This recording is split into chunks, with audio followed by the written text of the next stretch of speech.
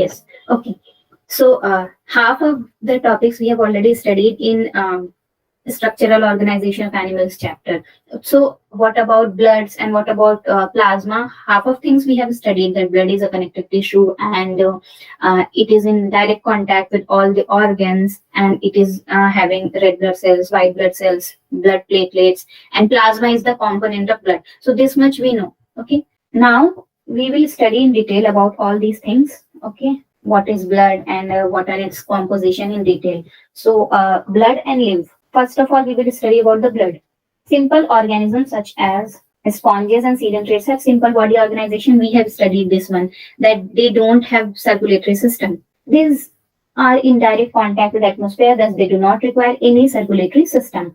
In more complex organisms, special fluids are used to transport the substances within the body. Blood and lymph are two types of fluids that act as a carrier in the body.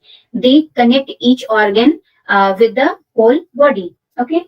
Then blood is a special connective tissue comprising of a fluid matrix, plasma, and formed elements. Formed elements means red blood cell, white blood cell, and blood platelets. Then plasma forms the fluid medium in which blood cells float and carry out different important functions. Plasma is what? It is forming the medium in which the blood cells like red blood, white blood, and platelets flow out, and they carry out their own functions. Okay. Then plasma is straw-colored, viscous, slightly alkaline, aqueous body fluid. It forms about 55% of the blood. Plasma is actually colorless, and if it is present, then pale yellow, very, very faint yellow color. Okay, that is also known as straw colored. Okay, very light straw. Light colored thing, we have seen light colored straw, that is why it is written straw colored. Mostly we write colorless, but exact if we have to write the color, then it is pale yellow. Okay. Next is composition of plasma. What is the composition? It is composed of many organic and inorganic substances, and it contains 90 to 92% of water and 6 to 8% of solute in it. Yesterday we have seen what are the things that have been removed. जब वो filter out होता है glomerular filtration में, this water gets removed and most of the solutes get entered. ये plasma का ही component enter होता है, which is containing most 90 to 90 से लेके 92% of water plasma में ही है. So plasma ही तो नीचे छन के आ रहा था glomerular filtration में. So this is what the composition of plasma is, and that is why we get after filtration urination and micturition process occur. Okay.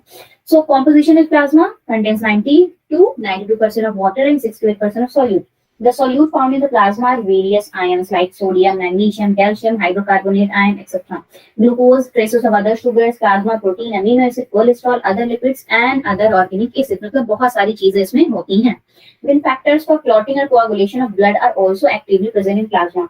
Coagulation यानी कि blood clotting का जो factor होता है वो भी कहाँ प्रेजेंट होता है? ये प्लाज्मा के ही कॉम्पोजिशन में प्रेजेंट होता है. Plasma without the blood clotting factor is called as serum. Serum मतलब क्या है? Serum is equals to plasma minus जो ब्लड क्लॉटिंग फैक्टर होता है. अगर उसको निकाल दे तो क्या हो जाएगा? वो serum. At the end I have made a comparison between serum, lymph, plasma and blood. ये चारों में थोड़ा कंफ्यूजन होता है, so I have made the table kind of things. Next is plasma protein. Proteins found in the plasma are important as they responsible for providing viscosity to the plasma. Plasma क्या करते हैं? Proteins जो हैं वो viscosity provide करते हैं किसमें? Plasma में. क्योंकि प्लाज्मा में ज्यादातर क्या है? वाटर है. तो प्रोटीन के प्रेजेंस से वो क्या होता है? थोड़ा सा गाढ़ा हो जाता है. Water is getting some kind of viscosity, मतलब विस्कोसिटी इंक्रीज होती है. ठीक. Major proteins found in plasma are fibrinogens, globulins and albumins. Function of plasma, सबसे मेन फंक्शन इम्यूनिटी बूस्ट करेगा, एंड सेकंड मेन फंक्शन कोagulation of the blood. Okay, so where it is provide immunity, maintenance of blood pH. Fibrinogen helps in blood clotting, globulin helps in different mechanism. This line is second most important. Okay, helps in transport and uniform distribution of heat all over the body. So सबसे main important काम body का immunity बनाने का काम, और दूसरा काम helps in the blood clotting. Blood clotting में इसके पास फाइब्रिनोजेन होता है जो एक कंपोनेंट है ब्लड क्लॉटिंग फैक्टर के लिए इंपॉर्टेंट होता है. ठीक. And fibrinogen itself is a protein molecule. Then we will come to the about the formed elements. Okay, two more things here I will discuss in this slide only. In the side, see formation of blood. What is called as the formation of blood? Definition is formation of blood. Process को क्या बोलते हैं? The formation of blood process को क्या बोलेंगे? Okay, you don't know. The process of formation of blood is called as hemopoiesis. Hemopoiesis. Okay. This is the term which we use for the formation or the process of formation of blood. Okay. And now component, of course, it will include plasma and the blood corpuscles. And the blood corpuscles के अंदर वही bone marrow आता है, इतना composition. तो yeah, blood के components you can write components जिसमें आता है एक plasma about 55% and blood corpuscles. Okay, and these are around 45% total. ये काम होता है रेड बोन मैरो में पाया जाता है, रेड बोन मैरो में, बिकॉज ब्लड या रेड ब्लड सेल्स या एवरीथिंग कहाँ से बन के आता है, रेड बोन मैरो से स्टार्ट होता है. और प्लाज्मा कहाँ से बनता है, लीवर से बन के आता है. ठीक, तो this is done. Then formed elements. What are the formed elements that are present in red blood cells and white blood cells? Formed elements, this is about the composition of blood. Blood is having red blood cells, white blood cells and blood platelets. So first we will talk about the red blood cells, जो main होता है. So formation of red blood cells, erythropoiesis. We have not written. Formation of RBCs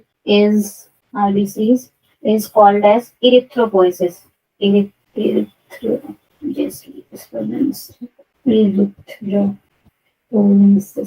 Yeah. Erythrocyte, red blood cells is also called as erythrocyte. That is why the name given is erythropoiesis. Formation of red blood cells in the blood is called as erythropoiesis. Okay. Then the formed elements of blood corpuscles include erythrocytes, leukocytes, and platelets. These constitute about 45% of the blood. Here also I have written these blood corpuscles, 45% of the blood. Here you can make the table also. Red blood cells रहते हैं इसमें, then white blood cells and then blood platelets. और इसमें क्या आ जाएंगे, water आ जाएंगे. कितना percent था, 90 से लेके 92% ऑफ वाटर. और इसमें आ जाएंगे बाकी सॉल्यूट्स. अब उस सॉल्यूट्स में भी क्या है, प्रोटीन पार्टिकल्स ज्यादा होते हैं और ग्लोबुलिन पार्टिकल्स होते हैं. तो ये हम लोग लिख सकते हैं proteins and salts, proteins then salts. This is just for classification. Okay, we will see each one of them. Now erythrocyte is what? Erythrocyte, yeah, red blood cells. These are most abundant of all the cells in the blood. They are red in color due to the presence of pigment called hemoglobin. Hemoglobin के वजह से ही क्या होता है, इतना space hemoglobin ले लेता है. That is why it is innucleated. We have also seen in important points. And this question can also be asked that RBC is innucleated. RBC is innucleated. That means no nucleus. RBC doesn't have any nucleus due to the space carried out by the hemoglobin. Hemoglobin को ज्यादा space चाहिए होता है. That is why nucleus यहाँ present नहीं होता. Which act as an oxygen carrier? We know oxygen carrier जब lungs का अपना ऑक्सीजन को कैरी कौन करता है. We have studied that lungs में जो रेड ब्लड सेल्स की हीमोग्लोबिन में ऑक्सीजन की कैच करने की कैपेसिटी रहती है. और ये किस सिस्टम में काम करता है, रेस्पिरेटरी सिस्टम के लिए हेल्पफुल होता है. तो हीमोग्लोबिन का सबसे मेन काम क्या है, oxygen carrier. The formation of red blood cells takes place in the red bone marrow in adults. This line is also important. Formation of red blood cells कहाँ होता है, रेड बोन मैरो में. Shape size में biconcave होते हैं, disc shape होते हैं with the diameter of about 7 to 8 micron. Shape of red blood cells is slightly variable. As there are no cell organelles found in it, volume is filled with hemoglobin. A healthy individual is about 12 to 16 gram of hemoglobin in every 100 ml of blood. This all three line have been asked. कि कितना average individual में blood का amount होता है, 100 ml of blood में कितना size होता है, कौन सा शेप है, और whole volume is filled with haemoglobin. तभी क्या है, कोई सेल ऑर्गेनेल नहीं है. Okay. Then number. In men, the average number of red blood cell is about 5 to 5 million per cubic millimeter of blood. In women, the average number is about 4 to 4.5. ये दोनों ही आ चुका है question NEET में, दोनों कि main में कितना होता है अमाउंट रेड ब्लड सेल्स का नंबर में, और ये विमेन में कितना होता है. Then life cycle of red blood cells, ये भी इंपॉर्टेंट है, 120 days. Then after which red blood cells become non-functional and get destroyed in the spleen. So spleen is also called as graveyard of red blood cells. बनते कहाँ पे हैं? They are formed from bone marrow. And मरते कहाँ पे हैं या graveyard कहाँ पे होता है इनका, spleen में. That is why spleen is also called as graveyard of red blood cells. Spleen. Then disintegration. The process of disintegration of RBC occur in liver. कहाँ पे टूटते हैं, यानी कि खत्म कहाँ पे होते हैं, उनको तोड़ा कहाँ पे जाता है, जो खराब रेड ब्लड सेल्स होते हैं वो होता है कहाँ पे, लिवर में, और कफर सेल्स होते हैं जो कि लिवर में हेल्प करते हैं डिसइंटीग्रेशन प्रोसेस में. So these are also important lines. Then the hemoglobin is disintegrated to release iron, free iron transported back to the bone marrow, and that debris that remains from two toxic pigment, bilirubin and biliverdin, the remaining membrane of RBC is known as ghost, is transported to spleen where it gets destroyed completely. ये previous chapters digestive system में basically bilirubin और biliverdin का जिक्र होगा, which is not in your syllabus. So disintegration basically you have to learn two things, that spleen में इसका graveyard है, लेकिन destroy कहाँ होता है, disintegrate यानी छोटे छोटे टुकड़ों में कहाँ तोड़ते हैं, liver में तोड़ते हैं with the help of cells जिसका हम लोग क्या नाम है, कुफर सेल्स. कुफर सेल्स की हेल्प की वजह से लीवर में रेड ब्लड सेल्स का डिसइंटीग्रेशन होता है. डिसइंटीग्रेशन के बाद वो लोग स्प्लीन में जाते हैं, जहाँ पे वो ग्रेवयार्ड के मतलब स्प्लीन में डाल देते हैं. उसके बाद स्प्लीन उसको कंप्लीट तरह से डिसइंटीग्रेट या डिस्ट्रॉय कर देता है. ठीक. सो things that we have to remember, that RBC is enucleated, that is it doesn't have nucleus, and then RBC is having lifespan of 120 days. इसका शेप biconcave है, इसका साइज 7 to 8 माइक्रोन है. Then average mail में 5 से लेके 5.5 millimetre mm cube रहता है. Average women में 4 से लेके 4.5 रहता है. उसके बाद स्प्लीन में ग्रेवयार्ड है, डिसइंटीग्रेशन लीवर में है. ये सारा पॉइंट हमको रेड ब्लड सेल्स के बारे में याद करना है. ठीक. These are basic the characteristics. Then you can see from the figure, these are red blood cells. ये structure monocyte का, lymphocyte. ये figure पूछ सकता है, तो figure is important in terms of meat. Okay, meat के respect में figure important है कि what is the shape and what is the size, and ये figure देके पूछ लेता है कि ये कैसा है या ये कैसा है. Okay. Next we will talk about formed element, that is white blood cells. अब white blood cells को basically हम लोग क्या बोलते हैं, ये इम्यूनिटी सिस्टम में बहुत इंपॉर्टेंट रोल प्ले करते हैं व्हाइट ब्लड सेल्स. ओके. तो these are known to be the most active and motile constituent of blood as well as lymph. Why? Because इसमें से कुछ सेल्स क्या होते हैं, specially monocyte and lymphocyte, they move, diapedesis का phenomena show करते हैं. They move out of the blood and wherever required, क्योंकि ये इम्यूनिटी फैगोसाइटोसिस का प्रोसेस करना होता है, इम्यूनिटी को फॉर्म करना होता है, इम्यूनिटी प्रोवाइड करना होता है. तो ये लोग ब्लड से मूव आउट कर जाते हैं, जिसको हम लोग डायपेडेसिस बोलते हैं. ये ल्यूकोसाइट्स के ही सेल्स करते हैं. दैट इज व्हाई ये मोस्ट एक्टिव माने जाते हैं in the blood and lymph. They do not possess the red color pigment hemoglobin in them, so they are colorless in nature. These are nucleated and generally short-lived cells. The number of white blood cells are lesser in number.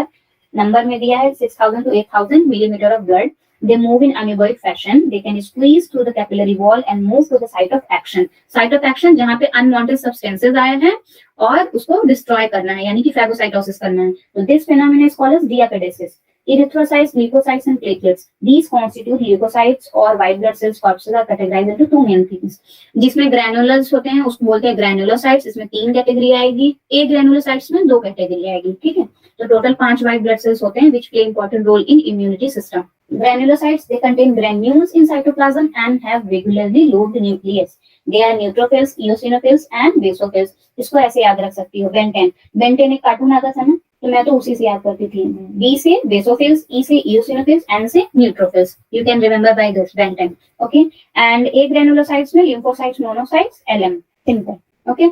Now coming back to the topic, neutrophils. These are most abundant cells of the total white blood cells. Important line. सबसे ज्यादा कौन सा white blood cells में पाया जाने वाला cell है? Neutrophils. They stain equally well with the acidic and basic nature because they are neutral in nature. They are phagocytic cell and that destroy foreign substances entering into the body. वो लोग का काम क्या है कि कोई भी इम्यूनिटी सिस्टम अगर आइडेंटिफाई करता है कि ये फॉरेन सब्सटेंस है और ये बॉडी से आइडेंटिफाई नहीं हो पा रहा है, then neutrophils move out of the blood and they perform the phagocytosis process and they destroy that foreign substance. Okay. Eosinophils, they are characterized by bilobed nucleus. This line is also very important. कितना nucleus पाया जाता है ये भी पूछ चुका है कि बाइलोब्ड न्यूक्लियस होता है. They are stained bright red in color with acidic dye due to the presence of numerous quartz granule. Then 2 to 3% of total white blood cells. They resist infection and also associated with allergic reaction. ये लोग blood clot के dissolve होने में भी help करते हैं. Allergic reaction में कौन काम आएगा? ये eosinophils. देखो, they help to destroy the toxic substances present in the body. During allergic conditions, the number of eosinophils increase in the body. ये E से याद रखना, E से eosinophils and E से allergy. जैसे एलर्जी ए से होता है बट प्रोनाउंस हम लोग ऐसे ही करते हैं, इसीलिए एलर्जी सिचुएशंस में सबसे ज्यादा एक्टिव कौन सा पिल है? इओसिनोफिल. देन बेसोफिल्स के होते हैं, ये फ्यू क्वार्ट्स ग्रैन्यूल रखते हैं, इओसिनोफिल से कम रहता है इनका granules. Then and can be with the lifespan of platelet is about इतना days. Dyes such as methionine blue. Okay, ये हटाओ यहाँ से, ये line extra आ गया. They can be stained with basic dyes such as methionine blue. They are found least abundant among the white blood cells. देखो सबसे ज्यादा कौन है, सबसे कम कौन है, ये दोनों ही याद रखना होगा. सबसे ज्यादा न्यूट्रोफिल है और सबसे कम बेसोफिल है. They secrete histamine, serotonin, heparin, etc. that are involved in inflammatory reactions. यानी कि जो हमारे हाथ पे इन्फेक्शन आता है या हाथ, चेहरे, किसी भी बॉडी के किसी भी पार्ट में रेडनेस जो क्रिएट होता है या फूल जाता है, तो उसमें हेपेरिन सीक्रेशन का काम होता है. और वो हेपेरिन सीक्रेशन कहाँ से रिलीज होते हैं? बेसोफिल सेल से. ठीक. एक ग्रैनुलोसाइट्स में क्या है? Lymphocytes and monocytes. ये लिम्फोसाइट सेल्स बहुत इंपॉर्टेंट है इम्यूनिटी चैप्टर के लिए, बिकॉज ये लोग टी सेल्स बनाते हैं. लिम्फोसाइट्स फर्दर टू टाइप के होते हैं, B cells and T cells. Beta lymphocytes and T lymphocyte, both of these B and T are responsible for immune responses of the body. Class 12 के detail में आएगा. Monocytes में these are largest of all type of blood cells. देखो सबसे ज्यादा तो नहीं है, लेकिन सबसे लार्जेस्ट साइज में कौन सा है? ये monocytes. Then but are fewer in number. Okay.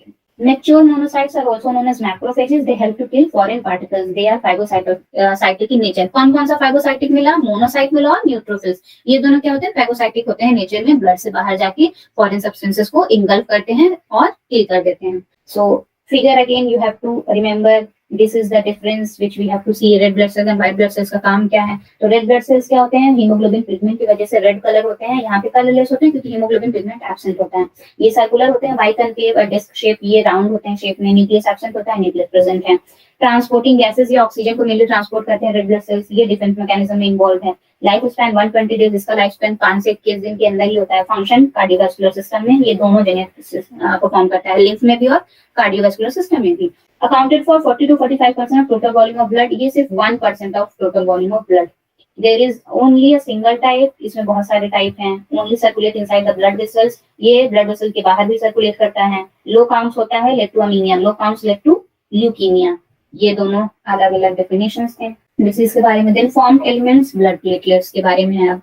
These are cell fragments produced by megakaryocytes, the special cells which are found in red bone marrow. बनते हैं red bone marrow में ही है, लेकिन कहाँ पे? स्पेशल सेल्स होते हैं जिनको लोग बोलते हैं मेगाकैरियोसाइट्स. स्ट्रक्चर कैसे है? ओवल शेप में है, डिस्क लाइक है. ओनली मैमेलियन ब्लड में. They are devoid of nuclei, मतलब न्यूक्लियस नहीं होता है. Platelets contain mitochondria, Golgi bodies and other structures जिसमें tubules, filaments, actin, myosin, ADP ये सब आ जाएगा. नंबर में क्या है? कंटेन्स इतना प्लेटलेट्स पर प्लाज्मा, क्यूबिक मीटर, रिडक्शन, ये सब काम का नहीं है. Life span is the formation of thrombocyte is called thrombopoiesis. Okay, life span is not given. Life span कम ही होता है, उतना होता ही नहीं है. But let me also life span इसका right now I don't remember, but 70 to 80 days approximately we can write. I'm not confirm about this. I will tell it later. Let's release it. Then okay, for thrombopoiesis is what? Formation of thrombocyte, and thrombocytes are some kind of plasma that are formed that are being formed from the bone marrow. So plasma, blood platelets का नाम ही क्या है? Thrombocytes. ठीक. Function of blood platelets, main function क्या है? Factors release करते हैं जो कोआगुलेशन या क्लॉटिंग ऑफ ब्लड में काम आते हैं. व्हाइट ब्लड सेल्स और रेड ब्लड सेल्स का डिफरेंस अभी हमने देखा है. It was here. Ma'am, can you explain thrombocytes again? Okay, just wait. I'm going to explain it again. Blood groups, thrombocytes, blood platelets. Blood platelets is itself is called as thrombocyte. जैसे white blood cells को हम लोग erythrocyte बोल रहे हैं, sorry, red blood cells को erythrocytes बोल रहे हैं, white blood cells को हम लोग leukocytes बोल रहे हैं, तो blood platelets को हम लोग thrombocytes बोलते हैं. And formation यहाँ पे लाइफ स्पैन को यहाँ काट देते हैं, लाइफ स्पैन को यहाँ पे इधर काट देते हैं. ठीक है. तो थ्रोम्बोपोएसिस क्या है? The formation of blood platelets. यहाँ पे लिखते हैं blood platelets. Blood platelets. The formation of blood platelets is called as thrombopoiesis. Same way जैसे हम लोग बोल रहे हैं formation of red blood cells is called as erythropoiesis. The formation of blood platelet is called as thrombopoiesis. क्योंकि इसका other नाम क्या है? thrombocytes है. ठीक. लाइफ स्पैन भी मुझे याद आ गया. Life span not 80 to 90 days. Life span is just about 10 to 16 days. Yes, 10 to 16 days is life span. ठीक. और इनका मेन फंक्शन क्या है? To help in the coagulation और clotting of blood, which is in the next slide. उससे पहले हम लोग ब्लड ग्रुप्स देख लेते हैं. ब्लड ग्रुप्स बेसिकली ये तो हम लोग बचपन से पढ़ते आ रहे हैं कि कितने टाइप का ब्लड होता है. 4 टाइप का ब्लड होता है. Plasma membrane of RBC contains glycoproteins molecule known as antigens. इसी एंटीजेंस, जो एंटीजन है उसका उल्टा ब्लड ग्रुप होता है. These differ in different person depending upon the nature of antigens. Two common blood grouping found in human beings is ABO blood grouping and RH blood grouping होगा, RH grouping. So ABO वाले में क्या होता है, people with blood group A have the antigen A on the surface of their red blood cells and antibodies against antigen B. यानी कि जो antigen B है उसका ब्लड ग्रुप A होगा, क्योंकि जो भी ब्लड ग्रुप है वो एंटीजन के उससे आइडेंटिफाई होता है। तो अगर एंटीजन ए है तो ब्लड ग्रुप ए है, लेकिन एंटीबॉडी बी हो जाएगा, opposite. Okay, same way with function. So ये यहाँ से हम लोग देख लेते हैं इस टेबल से, सारा चीज वही लिखा होगा। ब्लड ग्रुप ए है तो एंटीजन भी ए होगा, लेकिन एंटीबॉडीज बी हो जाएगा। ब्लड ग्रुप बी है, एंटीबॉडी भी बी होगा, अरे सॉरी, एंटीजन भी बी होगा लेकिन एंटीबॉडी ए हो जाएगा, उल्टा। अब ये किससे किससे ब्लड ले सकता है, ए से ले सकता है और ओ से, बी वाला बी से और ओ से। ए बी क्या है, इसके पास दोनों एंटीजन प्रेजेंट है लेकिन कोई एंटीबॉडी नहीं है, और ये सबसे ले सकता है, ए से भी ले सकता है, बी से भी और ए बी से भी। एंड ओ, इसके पास कोई एंटीजन नहीं है लेकिन एंटीबॉडी क्या है, ए और बी दोनों ही है, और ये क्या है, डोनर है, ये यूनिवर्सल डोनर होता है। ओ, ये सबको दान दे देता है, यूनिवर्सल डोनर है, हर किसी को हर चीज दान दे सकता है, और ये क्या है, हर चीज ले सकता है, यूनिवर्सल रेसिपिएंट या रेसिपिएंट। देन आरएच ग्रुपिंग क्या होती है, रेहेसस मंकी के उससे इसका नाम पड़ा है Rh grouping. And apart from antigen discuss in the previous section known as Rh antigen और coagulation of the blood or clotting of blood similar to the one present in rhesus monkey is also found on the red blood surface majority of the human, यानी कि nearly 80% of the human is also having this RH blood grouping. RH antigen are called RH positive and those without the RH antigen are called RH negative. RH grouping is mandated to be matched before transfusion of blood is done. An RH person, if get exposed to RH blood, it will form specific antibodies against the RH antigen. ये यहाँ पे अभी उतना importance नहीं लग रहा है, लेकिन during the time of pregnancy and during the time of blood transfusion ये जरूर देखा जाता है कि RH एंटीबॉडी और एंटीजन कैसा है, so that they don't get react. और अगर जहाँ रिएक्शन होगा या ब्लड मिक्सिंग होगा वहाँ पे अनीमिया का कॉज जरूर तुरंत हो जाता है, क्योंकि रेड ब्लड सेल डिस्ट्रॉय होना शुरू हो जाते हैं। जब रेड ब्लड सेल खत्म होते हैं तो अनीमिया कॉज करेंगे, ये फैटल डेथ भी क्रिएट कर सकता है, नर्वस ब्रेकडाउन भी क्रिएट कर सकता है, तो ये सबसे पहले देखा जाता है। Now RH incompatibility during pregnancy, इसको हम लोग ये फिगर से देखते हैं, ठीक है। नॉर्मली फर्स्ट प्रेगनेंसी में if we talk about this first pregnancy, तो मदर तो देखो आरएच नेगेटिव है, उसके पास आरएच ब्लड ग्रुपिंग नहीं है, लेकिन जो फीटस होगा क्रिएट होगा उस फीटस के पास क्या है, ये आरएच पॉजिटिव फीटस है। अब ये आरएच पॉजिटिव फीटस आया कहाँ से, फादर के पास से, क्योंकि फादर क्या था, आरएच पॉजिटिव फीटस है, जेनेटिक्स, ठीक। तो फर्स्ट जो न्यूबॉर्न बेबी होगा, पहले हम लोग क्या करते हैं, प्लेसेंटा से ही थ्रू, प्लेसेंटा के थ्रू क्या होता है, डिफ्यूजन ऑफ गैसेस और ब्लड का डिफ्यूजन होता है, डिफ्यूजन ऑफ सब्सटेंसेस होते हैं मदर से लेके फीटस तक के। तो अभी तो ब्लड का कोई कांटेक्ट नहीं आया है ना मदर में ना फीटस में, अभी सिर्फ डिफ्यूजन चल रहा है प्लेसेंटा के थ्रू, ठीक है। तो जो पार्चुरेशन के टाइम, ड्यूरिंग पार्चुरेशन यानी कि जब माँ बेबी को पैदा करने लगती है, तब उस टाइम क्या होता है, ब्लड का कांटेक्ट होता है, माँ के ब्लड का और फीटस यानी न्यूबॉर्न बेबी के ब्लड का। उस टाइम में क्या होता है, इसका आरएच पॉजिटिव जो है वो कहाँ चला जाता है, आरएच नेगेटिव वाले में यानी मदर में चला जाता है, क्योंकि मदर के ब्लड में तो आरएच नेगेटिव था। तो जब ये आरएच नेगेटिव वाला कांटेक्ट में आता है किसके, आरएच पॉजिटिव वाले के, तो मदर का जो ये एंटीबॉडी है, ये मदर का जो ब्लड है वो इसके अगेंस्ट एंटीबॉडी बनाना शुरू कर देता है, एंटीबॉडी इंक्रीज हो जाता है बनना, किसके अगेंस्ट, ये आरएच पॉजिटिव की वजह से, ठीक है, क्योंकि इसका ब्लड तो आरएच नेगेटिव है, ये इसके अगेंस्ट एंटीबॉडी बनाना शुरू कर देगा। तो जो नेक्स्ट प्रेगनेंसी होगी, नेक्स्ट प्रेगनेंसी में देखो, if again fetus Rh positive निकला, क्योंकि चांस हो सकता है निकलने का, ठीक। तो जब नेक्स्ट प्रेगनेंसी होगी, तो जैसे ही ये पार्चुरेशन के टाइम आएगा, रिपीट इनकाउंटर जैसे ही होगा, वो क्या होगा, ये एंटीजन निकलेगा, ये एंटीबॉडी जो बना था ये तुरंत रिलीज हो जाएगा। क्यों रिलीज होगा, क्योंकि आरएच पॉजिटिव वाला वापस से कांटेक्ट में आ रहा है, और उस टाइम में क्या होगा, तुरंत प्लेसेंटा जब क्रॉस करेगा, जब प्रेग्नेंट लेडी में, और जब प्लेसेंटा के थ्रू तुरंत क्रॉस करके अपना एक्टिविटी परफॉर्म करने लगा, फिर क्या होगा, destruction of red blood sales.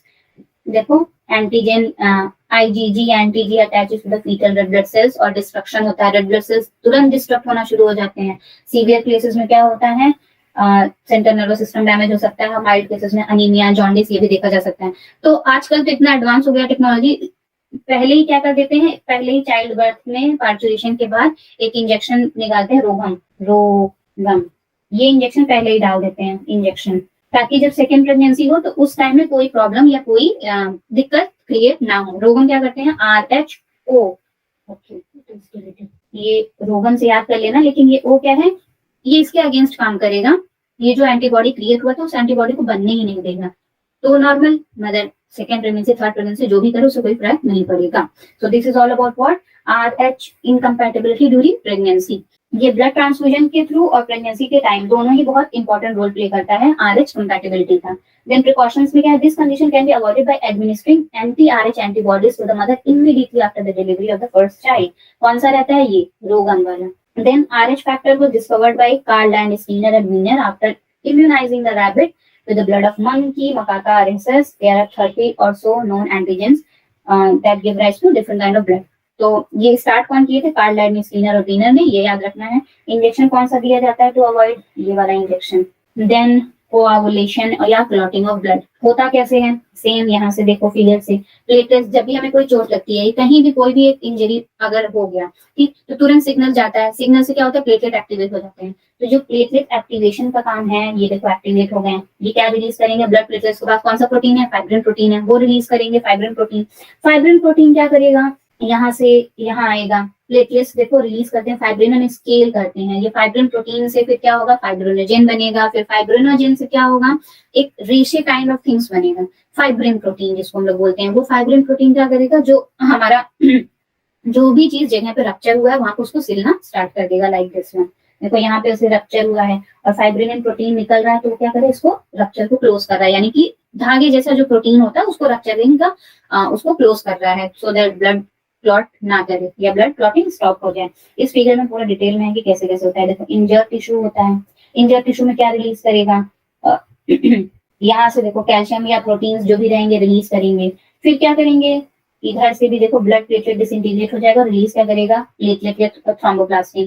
फिर ये कैल्शियम और प्रोटीन को रिलीज करेगा, जहां से प्रोथ्रोम्बिन कैटेलाइज होके फाइब्रिन में बनेगा। ये यहाँ पे लेवलिंग अभी आएगा तो मैं लेबल करूंगी, अभी वन बाय वन जब स्टेप पढ़ेंगे तो फिर वहां पे लेबल कर देंगे। कोआगुलेशन ऑफ ब्लड या क्लॉटिंग ऑफ ब्लड देखो कैसे कैसे होता है। एंड इंजरी और trauma causes stimulation of platelet cells to release certain platelet factor. This in turn activates the mechanism of coagulation of blood at the site of injury. कैसे कैसे होता है, thromboplastin help in formation of an enzyme prothrombinase which inactivates heparin that converts the inactive plasma protein. Prothrombin is specialized vessels known as lymph vessels and they form active thrombin.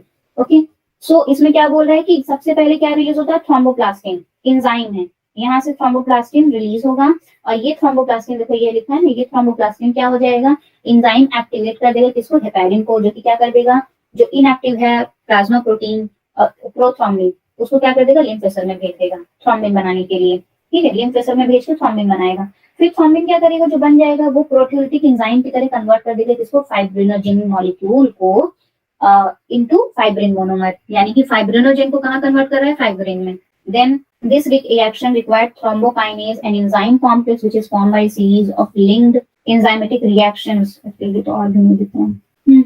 with cascade effects which involve the number of various factors which is present in their inactive state. Then third में क्या होता है, fibrin monomers polymerize to long sticky fibers. This fibrin thread forms a network of threads called fibrins in which dead and damaged form elements are trapped. ठीक, तो इसमें basically क्या हो रहा है यहाँ पे, ठीक है, पहला प्रोसेस में हो रहा है कि थ्रोम्बोप्लास्टिन जो है, थ्रोम्बोप्लास्टिन ये क्या करेगा, ब्लड प्लेटलेट्स में एक्टिव हो जाएगा। ये जब एक्टिव होगा तो ये थ्रोम्बिन, जो ये प्रोथ्रोम्बिन है, थ्रोम्बिन यस रिलीज होगा, प्रोथ्रोम्बिन रिलीज करेगा। अब प्रोथ्रोम्बिन रिलीज हो जाएगा कहाँ पे, रिलीज के बाद कन्वर्ट कर देगा किसमें, थ्रोम्बिन में। देन थ्रोम्बिन क्या करेगा, थ्रोम्बिन प्रोटियोलिटिक एंजाइम की तरह एक्ट करेगा और फाइब्रिनोजेन मॉलिक्यूल जो है वो कहाँ प्रेजेंट होता है, फाइब्रिनोजेन जो कि प्लाज्मा में है उसको कन्वर्ट कर देगा किसमें, फाइब्रिन में। अब फाइब्रिन में ही क्या है, रिलीज होगा क्या, ये फाइब्रिन अपने आप कन्वर्ट होता जाएगा किसमें, फाइब्रिन में या फाइबर्स में, लॉन्ग फाइबर्स में कन्वर्ट होता जाएगा। और ये लॉन्ग फाइबर्स एक्टिवेट करेंगे कहाँ पे, जहाँ पे इंजरी का साइट है वहां पे उसको सिलते चले जाएंगे। ठीक, so functions of blood, what are the function of blood, helps in healing of wound, help in transportation of respiratory gases, maintains body pH, water and ionic balance, fight against infection. ये हम लोग लिख सकते हैं क्योंकि whatever the function of RBCs, white blood cells, blood platelets, all those will be the function of blood. Okay, then lymph. Lymph is also tissue fluid and it is another fluid connective tissue that floats inside the specialized cells which is known as lymph vessels. Okay, Then it is colorless fluid containing high concentration of composition of lymph. Similar to blood with red blood cells, specialized lymphocytes. The overall exception of absence of red blood cells, platelet and some plasma protein in having इसका काम करना है. Lymphatic system. See, basically lymphatic systems are different kind of systems than the blood circulatory system. So blood circulatory system एक system है, दूसरा lymphatic system जो human body में again specialised nerve vessels के थ्रू चलता चला जाता है. लिम्फेटिक सिस्टम में क्या इलेबोरेट नेटवर्क ऑफ वेसल्स है जो कि इंटरस्टिशियल फ्लूइड को कलेक्ट करता है. सम प्रोटीन्स भी रहते हैं इसमें, मेजर वेन्स भी रहते हैं और which are present in tissues except the central nervous system या कॉर्निया. बाकी सारे ही सिस्टम में प्रेजेंट है एक्सेप्ट कॉर्निया एंड सीएनएस में. लिम्फ का फॉर्मेशन कैसे होता है? As blood passes through the capillaries of arterial system into the tissues, some water along with many water soluble substances come out in the space between the cells of tissue, but a very small amount of protein come out from the capillary with the plasma, leaving the large protein and most of the formed elements in the blood vessels. Thus the fluid released out is called interstitial fluid or the ECF. After entering the lymph vessel, the ECF becomes lymph. कहना क्या चाह रहा है इस पूरी line में कि blood जब कैपिलरीज या आर्टेरियल सिस्टम के थ्रू फ्लो करता रहता है तो उसमें क्या होता है, बहुत सारे वाटर सॉल्युबल सब्सटेंसेस रहते हैं सेल्स या टिश्यू के बीच में. तो क्या होता है, जब प्रोटीन्स बहुत कम अमाउंट में क्या होता है कैपिलरी से बाहर आता है और बाकी क्या करते हैं, लार्ज जितने प्रोटीन हैं या most of the other formed elements वो वहीं छूट जाते हैं. जब वो छूटते हैं तो वो कहाँ चले जाते हैं, ब्लड वेसल्स में चले जाते हैं और ब्लड वेसल्स में से बाहर जब निकलते हैं तो उनको क्या बोला जाता है, एक्स्ट्रा सेलुलर फ्लूइड्स. और फिर वो लिम्फ में जब जाते हैं तो वही क्या हो जाते हैं, एक्स्ट्रा सेलुलर फ्लूइड्स लिम्फ का पार्ट बन जाते हैं. बेसिकली वो लिम्फ कहलाने लगते हैं फिर वहां पे जाते हैं. ठीक, लिम्फ का फंक्शन क्या है? They perform following function: act as important carrier of nutrient and hormone, also help in renewal of ECF. Okay, ये इंपॉर्टेंट फंक्शन है. Maturation of lymphocytes, B cells या टी सेल्स कहाँ मैच्योर होते हैं, lymph में. Helping keeping tissue cell moist. सबसे main important function ये वाला है, मैच्योरेशन वाला. उसके बाद ब्लड एंड लिम्फ का difference, I have shared this one in the discussion form. ये देख लो, which is important because many time I was also getting confused a lot of time कि क्या इन चारों चीज में डिफरेंस है, ब्लड में, लिम्फ में, सीरम में, प्लाज्मा में. तो कलर के बेसिस पे लिम्फ का कलर पेल येलो होता है और जब लिम्फ, सीरम और प्लाज्मा तीनों का कलर ही पेल येलो ही होगा. ब्लड का रेड क्यों होता है? Due to the presence of hemoglobin. Then red blood cells lymph में एब्सेंट होते हैं, सीरम में अभी एब्सेंट होंगे, प्लाज्मा में भी एब्सेंट होंगे. कहाँ प्रेजेंट होंगे? ब्लड में. व्हाइट ब्लड सेल्स लिम्फ में प्रेजेंट होते हैं क्योंकि अभी देखा ना, टी लिम्फोसाइट और बी लिम्फोसाइट मैच्योर कहाँ हो रहे हैं? लिम्फ में. सीरम ये एंटीबॉडीज के फॉर्म में प्रेजेंट होते हैं सीरम में. ठीक है, ये वाले और प्लाज्मा में दोनों ही एंटीबॉडीज के फॉर्म में. व्हाइट ब्लड सेल्स होते तो हैं लेकिन एंटीबॉडीज के फॉर्म में होते हैं और ब्लड में तो ऑलरेडी प्रेजेंट होते ही हैं. हार्मोन्स लिम्फ में प्रेजेंट होते हैं, सीरम में भी एब्सेंट होते हैं, प्लाज्मा में भी प्रेजेंट होते हैं, ब्लड में भी प्रेजेंट होते हैं. Blood plasma itself is a component of blood. Okay, तो ज्यादातर चीजें जो कि ब्लड में होंगी इसमें होना होगा. वेस्ट प्रोडक्ट में देखो, इसमें बहुत ज्यादा वेस्ट प्रोडक्ट निकलता है, high amount of carbon dioxide. Serum में वेस्ट प्रोडक्ट नहीं रहता, carbon dioxide and urea, carbon dioxide and urea, क्योंकि प्लाज्मा और ब्लड फिल्ट्रेशन में काम करते हैं, एक्सक्रीटरी प्रोसेस में भी काम आता है, तो इसलिए इनका वेस्ट प्रोडक्ट क्या है? CO2 और यूरिया. कॉम्पोजिशन में इंटरस्टिशियल फ्लूइड में रहते हैं. सीरम में क्या है? प्लाज्मा क्लॉटिंग फैक्टर है. देन ब्लड कॉर्पसेल्स, ये ब्लड कॉर्पसेल्स रहते हैं, इसका कॉम्पोजिशन इसमें प्लाज्मा और सेल्स दोनों रहते हैं. ठीक, again then circulatory pathways. What are the circulatory pathways? Blood and lymph दोनों इंपॉर्टेंट फ्लूइड हैं जो कि कैरियर करते हैं ट्रांसपोर्ट के लिए, दोनों ही फ्लो करते हैं ह्यूमन बॉडीज में. Now what makes this blood to circulate inside the body? तो ये कैरियर सर्कुलेटरी सिस्टम्स होते हैं, ओपन सर्कुलेटरी सिस्टम्स होते हैं एंड क्लोज सर्कुलेटरी सिस्टम होते हैं. डिफरेंस क्या होता है? देखो ओपन वाले में फ्रॉम द फिगर, यहाँ पे क्या होते हैं, सारा ब्लड मिक्स हो जाता है, लेकिन क्लोज वाले में ब्लड मिक्सिंग नहीं हो पाती. अलग अलग सिस्टम बना है क्लोज सिस्टम में, ब्लड मिक्स ना हो, लेकिन यहाँ पे क्या है, ब्लड एक टाइम पे एक जगह आके मिल जाते हैं, मिक्सिंग ऑफ ब्लड होता है ओपन सर्कुलेटरी सिस्टम में. In this type of circulatory system, in which blood pumped by the heart is passed through vessels into the spaces or body cavity known as sinuses. From there, the blood is collected by large veins which open into the heart. In this type of system, the blood does not contain respiratory pigment if present, is dissolved in plasma. This type of system is found in arthropods and mollusks. जो हम लोग देखा था tracheal system या insects में जो system होता है वो open kind of system होता है. Then closed system में क्या है? Blood is pumped by the heart is always circulated inside the vessels. It is never present in large spaces or sinuses. Then this pattern is considered to be the most advantageous as this type of circulatory system blood supply to the deepest tissue of the body. ठीक है, इसमें close वाला क्यों advance है? क्योंकि ये evolutionary point of view से last में बना है और ये हर एक टिश्यू को ऑक्सीजन सप्लाई कर पाता है, इसलिए क्लोज वाला ज्यादा अच्छा है. Then difference, it is here. The difference is written. I've shared the picture or image in the discussion folder. Heart.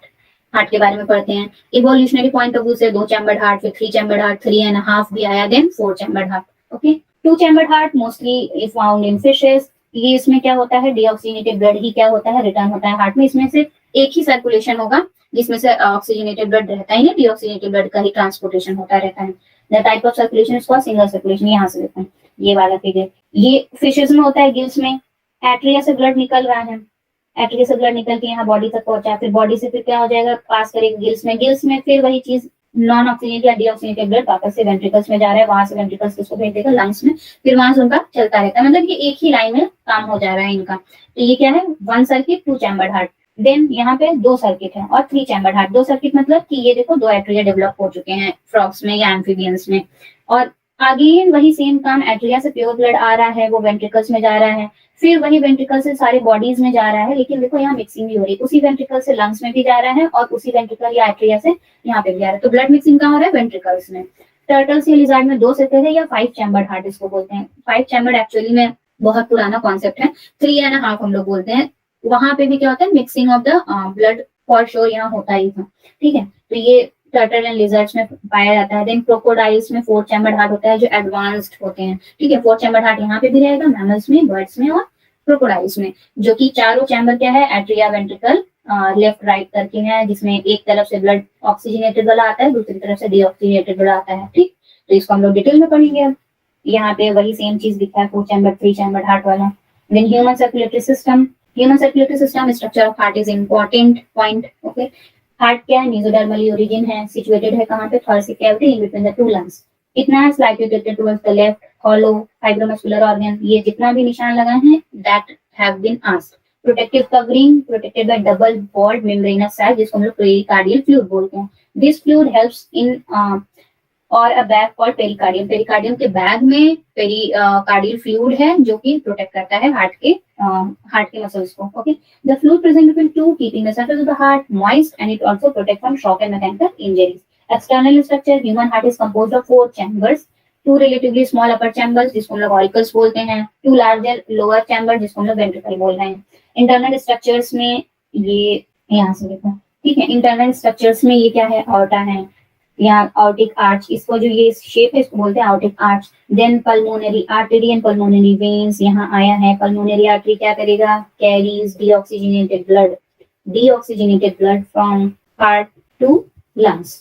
And pulmonary vein क्या करेगा, कैरीज ऑक्सीजनेटेड ब्लड, यहाँ पे oxygenated blood from lungs to heart. Okay, these two are normally, again artery का काम क्या है, oxygenated blood को carry करना, वेन्स का काम क्या है, डीऑक्सीजनेटेड ब्लड को कैरी करना, but pulmonary artery carries deoxygenated blood and pulmonary vein carries oxygenated blood. Okay, then left atrium ये वाला पार्ट है। Then bundle of his, this yellow line is called as bundle of His, and bundle of His क्या करता है, एक craft बनाता है, दोनों के बीच में क्रिएट करता है स्ट्रेनिंग या मसल्स का लाइन है। ठीक है, थिक मायोकार्डियम का होता है bundle of His. Then left ventricle is this one, ये इंटरवेंट्रिकुलर सेप्टम है, फिर लास्ट में ये एपेक्स है।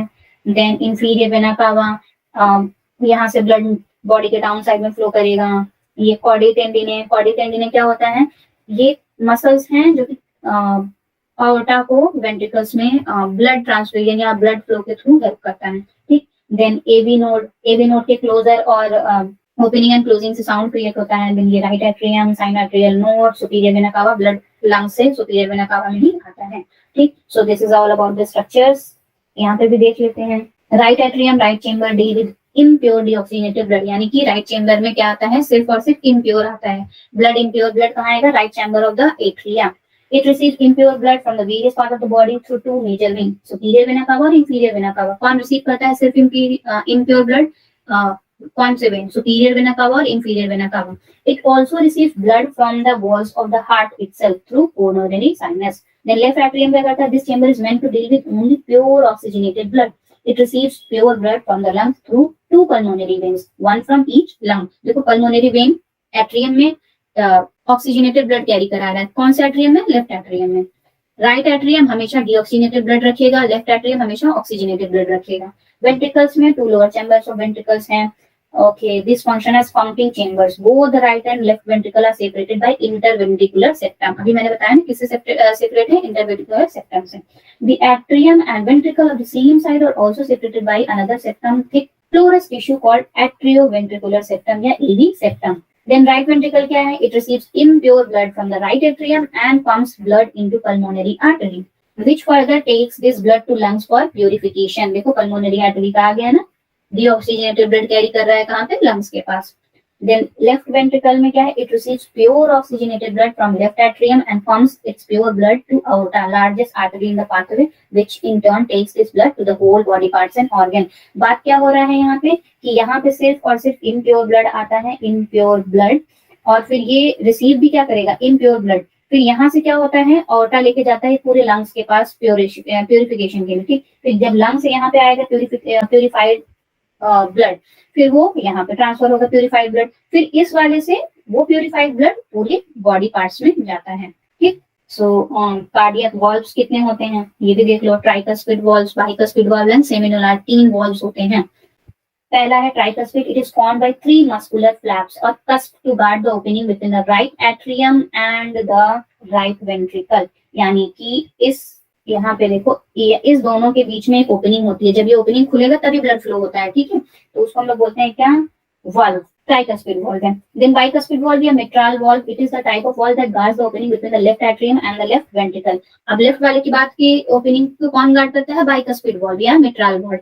ट्राइकस्पिड वाला राइट वाले को गार्ड करेगा, बाइकस्पिड वाला लेफ्ट वाले को गार्ड करेगा.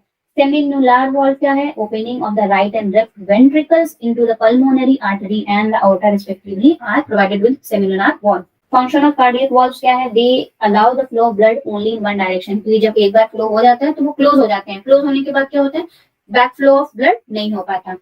Conducting system of the heart कौन कौन सा है? Sinoatrial node, atrioventricular node, bundle of his, ये सब क्या कंडक्टिंग सिस्टम है. SA node small flattened patch है स्पेशलाइज्ड टिश्यू का जो कि right upper corner of left atrium present होता है.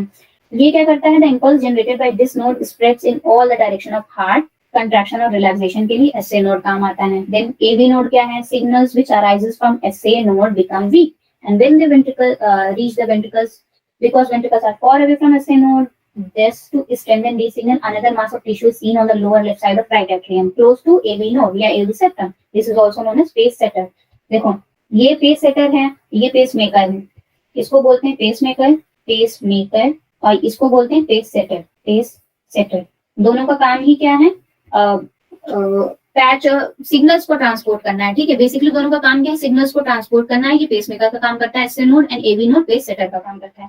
बंडल ऑफ नेस क्या है? Bundle of nodal fibers. AV bundle continues from AV node which passes through the AV septa to merge on the top of interventricular septum immediately divided into right and left bundle. ये भी क्या signal को transport करेगा. Nervous system का काम है ये तीनों. ठीक है, तो वर्किंग ऑफ नोडल टिश्यू वही सेम चीज यहाँ पे भी है. पूरा responsible for initiation and maintenance of rhythmic contraction. Hardcore contraction relax कैसे करना है वही सेम चीज. एवरेज स्पीड देख लो कि our heart normally beats 70 to 75 times in a minute, average 72 per minute. ठीक, difference you can see from the slide which I will share in the discussion folder. Blood vessels, arteries, veins, capillaries, बचपन से ही तो हम लोग पढ़ते आ रहे हैं. arteries क्या है? carry blood from the heart to different body parts. veins क्या होता है? another type of blood vessels that bring blood from the different parts to the heart. यानी कि ये क्या करता है? deoxygenated blood सारे बॉडी का लाके कहाँ? हार्ट में रखता है. आर्टरीज क्या करेगा? ऑक्सीजनेटेड ब्लड हार्ट से लेके पूरे बॉडी ऑर्गन्स तक पहुंचाएगा. Difference between heart and when, very famous question regarding exams. ठीक है, मिनिमम 10 को याद ही होना चाहिए. कार्डियक साइकिल जो अनदर इंपॉर्टेंट पॉइंट है. कार्डियक साइकिल को यहाँ से नहीं समझते हैं लोग, ऐसे समझते हैं. कार्डियक साइकिल का 3 फेज मेन होता है.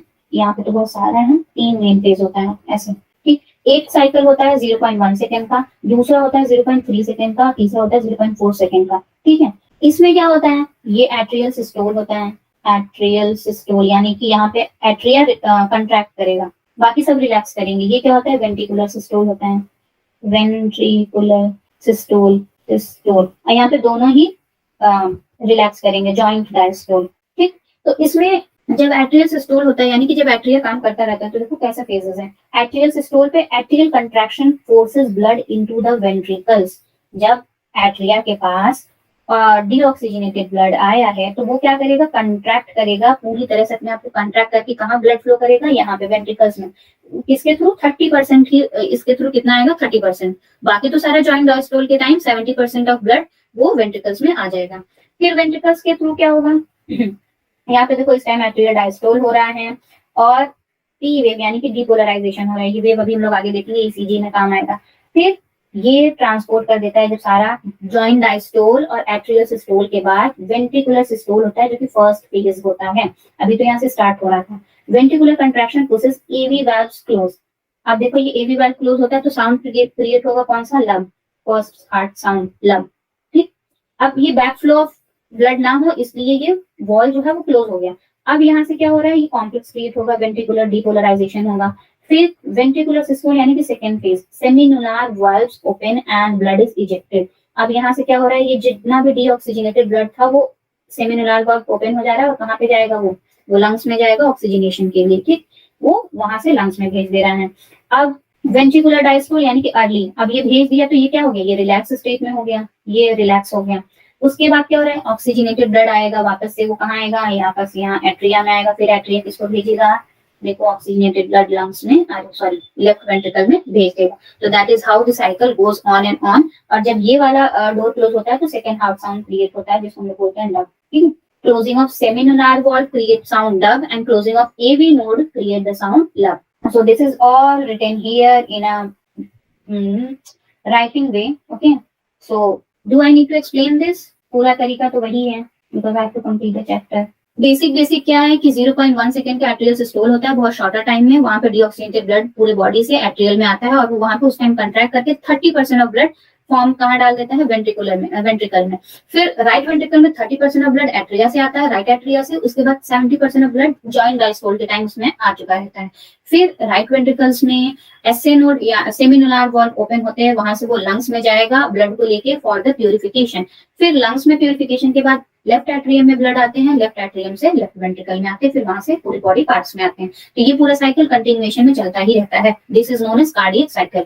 अब heart rate and cardiac output is what, heart rate 72 times per minute beat कर रहा है, कार्डियक आउटपुट इसी से निकाला जाता है। स्ट्रोक वॉल्यूम क्या है, स्ट्रोक वॉल्यूम इज बेसिकली कितने अमाउंट में अमाउंट ऑफ ब्लड जो है वो पंप्ड हो रहा है एक हार्ट से, उसको बोलते हैं हम लोग स्ट्रोक वॉल्यूम। ठीक है, stroke volume is what, the amount of blood which is pumped out per minute from the heart. Okay, so stroke volume and number of beats per minute, इससे हम लोग क्या निकाल लेते हैं, कार्डियक आउटपुट।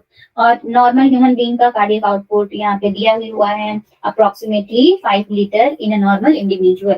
हार्ट साउंड्स में lub sound and dub sound. लब कब क्रिएट होगा, being produced when AV in auriculoventricular valves, cuspid and tricuspid valves are closed, and dub second sound being produced when semilunar valves are closed. तो ये दोनों sound जब door close होते हैं तो ये साउंड क्रिएट करते हैं। देन इलेक्ट्रोकार्डियोग्राम, ये फिगर आता है एग्जाम में, नीट में। ठीक है, इंपॉर्टेंट वन। इसमें 4 चीज रहते ही हैं, P wave, QRS complex, S T wave. 3 चीज, QRS कॉम्प्लेक्स अलग ही रहता है, 3 स्टेप्स रहते हैं। पी वेव्स नॉर्मल इंटरवल दिखाता है जब एट्रियल सिस्टोल हो रहा है, QRS कॉम्प्लेक्स जब वेंट्रिकुलर सिस्टोल और उसके बाद जॉइंट डायस्टोल। फिर टी वेव्स क्या है, जब नॉर्मल सेल्स अपना काम करके नॉर्मल पोजीशन में आ गया तो टी वेव्स। तो ये इलेक्ट्रोकार्डियोग्राम या इलेक्ट्रोकार्डियोग्राफ दोनों ही उसी को बोलते हैं, पी वेव, QRS वेव या टी वेव्स, ये होता है। देखो इसमें रिपोलराइजेशन होता है, रिपोलराइजेशन मतलब अपने ओरिजिनल स्टेट में आना। यहाँ पे क्या हो रहा है, कंट्रैक्शन स्टार्ट हो रहा है पी वेव में। QRS कॉम्प्लेक्स क्या है, वेंट्रिकुलर कंट्रैक्शन का पूरा QRS कॉम्प्लेक्स फॉर्म होता है। सिग्निफिकेंस क्या है, एक्यूरेट इन्फॉर्मेशन देता है, normal functioning of atria and ventricle. जब डॉक्टर को आइडेंटिफाई करना रहता है कोई हार्ट डिसीज या कोई बड़ा प्रॉब्लम नहीं है तब ECG करवाते हैं। डबल सर्कुलेशन क्या होता है, मैमेलियन हार्ट 4 चेम्बर्ड है, undergoing the process complete septal double circulation, यानी कि पल्मोनरी सर्कुलेशन भी चलता है और सिस्टेमिक सर्कुलेशन भी चलता है। इन दोनों सर्कुलेशन को मिला के हम लोग क्या बोलते हैं, double circulation. This means that the blood passes twice through the heart to supply the blood for once to the body, यानी कि 2 बार सर्कुलेशन को जाना पड़ता है ब्लड मतलब हार्ट के थ्रू, एक बार ऑक्सीजनेटेड या डीऑक्सीजनेटेड करके। इसीलिए बोलते हैं कि ये ह्यूमन का जो सिस्टम है वो डबल सर्कुलेशन परफॉर्म करता है। ठीक, following process constitute the double circulation, pulmonary circulation and systemic circulation. Pulmonary में क्या है, blood completes its circulation from right ventricle to the left atria through the lungs. Here the deoxygenated blood pumped by the right ventricle enters the pulmonary artery while the left ventricle pumps blood into the aorta. वही same चीज बोल रहा है कि pulmonary circulation क्या है, जो deoxygenated blood था राइट वेंट्रिकल से वो कहाँ जाता है, लंग्स में जाता है, फिर लंग्स क्या करता है, उसको लेफ्ट एट्रियम में भेजता है, जहां से लेफ्ट वेंट्रिकल में जाएगा, फिर लेफ्ट वेंट्रिकल से पूरी बॉडी में, ठीक। Deoxygenated blood will pass through the lungs from where the oxygenated blood is carried out by the pulmonary veins into the left atrium of the heart. Systemic circulation क्या है, in this system the pure blood is supplied to all the body parts. During transport, blood entering the aorta is carried by network of arteries. तो ये दोनों circulation साथ में चलते रहते हैं, इसीलिए इसको क्या बोलते हैं, double circulation. Next is circulation through special regions. Special regions यानी hepatic portal system, hypophyseal portal system. Hepatic portal system, this type of portal system which is universally present in all the vertebrates. It is unique vascular system that exists between digestive tract and liver. A vein called hepatic portal vein carries blood from intestine to the liver. The liver finally opens into inferior vena cava through its own vein, that is hepatic vein, before delivering it to the systemic circulation. इसको बोलते हैं हम लोग hepatic portal system. इसमें क्या होता है, सबसे पहले ब्लड जो है जाएगा डाइजेस्टिव ट्रैक्ट जो है लिवर के उसमें जाएगा, और वहां से क्या होगा, वेन एक है जिसको हम लोग पहले ही हम लोग इसको डिस्कस कर चुके हैं, हेपेटिक, हाइपोफाइजियल और हाइपोफिजिकल, 3 टाइप के सिस्टम थे। तो ये वाला पोर्टल सिस्टम में क्या होता है, लीवर में ब्लड का ट्रांसपोर्ट होता है, लीवर का पोर्टल ओपन होता है, उस पोर्टल को हम लोग बोलते हैं हेपेटिक पोर्टल, क्योंकि ये पोर्टल लीवर से खुल रहा है, इसलिए इसका नाम क्या है, हेपेटिक पोर्टल सिस्टम। देन क्या है, हाइपोफाइजियल रहना चाहिए यहाँ पे। Apart from hepatic portal system, another minor portal system, hypophyseal portal system is also present, जो कि 2 पोर्टल है, carry blood from the hypothalamus to the anterior lobe of pituitary gland. Hypothalamus से पिट्यूटरी ग्लैंड को blood ले जाने के लिए एक अलग सिस्टम है जिसको हम लोग बोलते हैं हाइपोफाइजियल पोर्टल सिस्टम।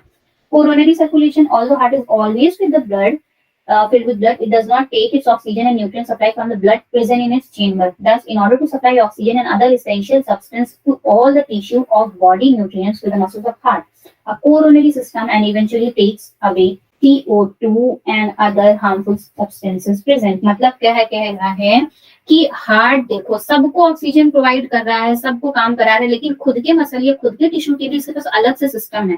इसके खुद को हार्ट प्रोवाइड करने के लिए, खुद को ऑक्सीजन प्रोवाइड करने के लिए इसके पास है coronary circulation. Coronary circulation basically is a circulation of heart which is heart से स्टार्ट होगा और हार्ट में ही खत्म हो जाएगा। ठीक, the right and left coronary arteries arise from ascending aorta, supply oxygenated blood to the heart muscles.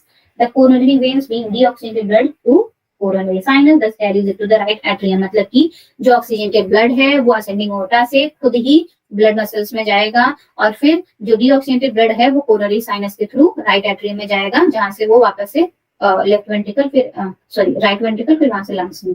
फिर regulation, जैसे वहां पे सारे सिस्टम में रेगुलेशन होता है, यहाँ पे भी न्यूरल रेगुलेशन होगा और हार्मोनल रेगुलेशन होगा। न्यूरल रेगुलेशन में क्या होगा, medulla oblongata special neural system is present, जो कि क्या करता है, इसको एएनएस ऑटोनॉमिक नर्वस सिस्टम के थ्रू रोकता है, हार्ट को सिग्नल देता है। जब जैसे हम लोग कभी एक्सरसाइज वगैरह कर लेते हैं तो जल्दी जल्दी हार्ट बीट होता है।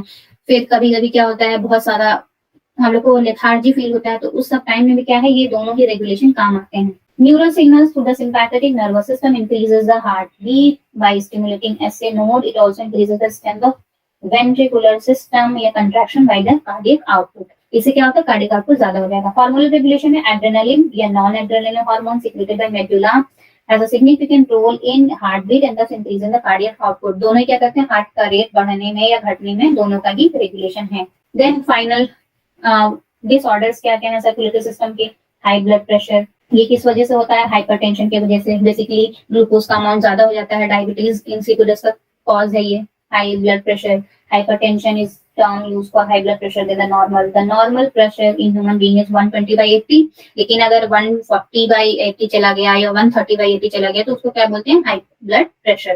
कंडीशंस में क्या क्रिएट हो जाएगा, it may lead to heart diseases and also affect various body organs like brain and kidney. Coronary artery disease यानी कि जो हार्ट के वेसल्स होते हैं, कोरोनरी वेसल्स, वो ही क्या होता है, उसमें ब्लॉकेज आना शुरू हो जाता है due to the deposition of some cholesterol और फैट। वो नर्व्स में ही कोलेस्ट्रॉल या फैट जमा होना शुरू हो जाता है, जिसके हार्ट के मसल्स में जो ऑक्सीजनेशन डीऑक्सीजनेशन का प्रोसेस है वो धीरे होने लगता है। इसीलिए क्या कहते हैं, इसको ऑपरेट करके वो ब्लॉकेज को रोका जाता है या ब्लॉकेज को निकाल के नया सिस्टम लगाया जाता है। ठीक है, तो कोरोनरी आर्टरी डिसीज उसी को बोलते हैं। एंजीना पेक्टोरिस में क्या होता है, अक्यूट हार्ट पेन, ये हार्ट मसल्स क्या हो जाते हैं, कड़ा होने लगता है, एक तरह से कह लो वो सॉफ्ट नहीं रहते हैं। हार्ट मसल्स में कंट्रैक्शन रिलैक्सेशन बहुत धीरे धीरे होगा, बहुत खिंच के होगा, तो उसको एंजीना पेक्टोरिस बोलते हैं, जिसकी वजह से हार्ट में या चेस्ट में पेन होता है। हार्ट फेलियर क्या है? Condition of heart when it fails to pump blood effectively to the body, यानी कि पूरे बॉडी में इफेक्टिव तरीके से ब्लड को फ्लो नहीं करा पा रहा है, इसको बोलते हैं हार्ट फेलियर। देन ब्रेडिकार्डिया या tachycardia, it is a term applied to rapid heart और पल्स रेट, जो कि क्या होता है, बहुत जल्दी हार्ट बीट होने लगता है, उसको बोलते हैं ट्रैकिकार्डिया। ब्रेडिकार्डिया क्या है? Term indicating slower heart rate. ठीक, तो these are all about this heart system. Any doubt in any of this topic? Coronary artery disease. Coronary artery disease, okay.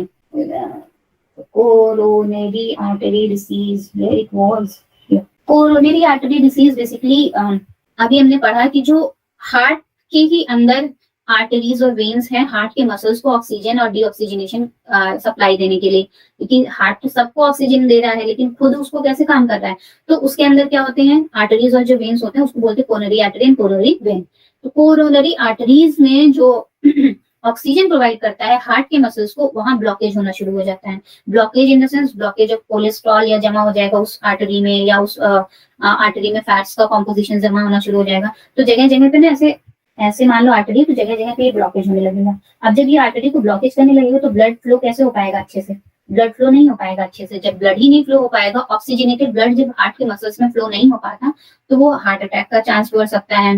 कभी कभी बहुत ज्यादा क्या हो जाता है, हार्ट मसल्स में बहुत ज्यादा पेन क्रिएट हो जाता है, चेस्ट पेन क्रिएट हो जाता है, या कभी कभी अक्यूट कंडीशंस में डेथ भी क्रिएट कर सकता है कोरोनरी आर्टरी डिसीज। तो इसका ऑपरेशन किया जाता है, bypass surgery. We have famously heard, bypass surgery किया जाता है। बाईपास सर्जरी में क्या होता है, या तो इस ब्लॉकेज को काट के निकाल देते हैं, या तो फिर क्या करते हैं, आर्टरीज के जो ये वेन्स है ना, इसको और चौड़ा कर देते हैं, नैरो कर देते हैं, तो ये जो ब्लॉकेज था वो अपने आप निकल के पास हो जाता है।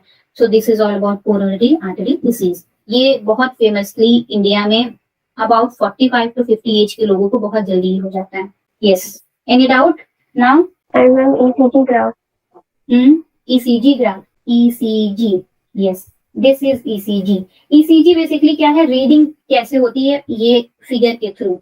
ECG में P वेव जब दिखेगा तो समझ जाना कि एट्रियल सिस्टोल हो रहा है, एट्रिया से ब्लड ट्रांसपोर्ट हो रहा है, कहाँ पे, वेंट्रिकल में। और कौन सा atrial systole? Right atrial systole.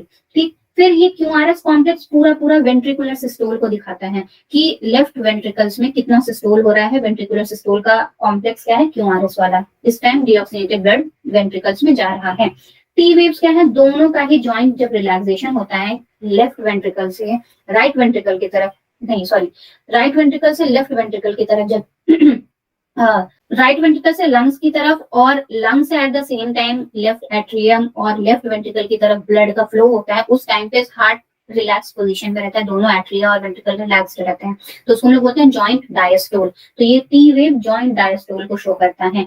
ये ऐसे ही पूरी ECG रीडिंग ली जाती है एक नॉर्मल ह्यूमन बींग्स में whenever we go for checkup. Checkup में क्या होता है, ECG हमारे कुछ इलेक्ट्रोलाइट्स या कुछ फिट कर देता है, थोड़ा एक्सरसाइज करने के लिए बोलते हैं, फिर वहां से उसकी पूरी रीडिंग कंप्यूटर में नोट की जाती है। तो ये रीडिंग ऐसी ही होती है PQRS वेव के फॉर्म में। ठीक, any doubt now? No ma'am.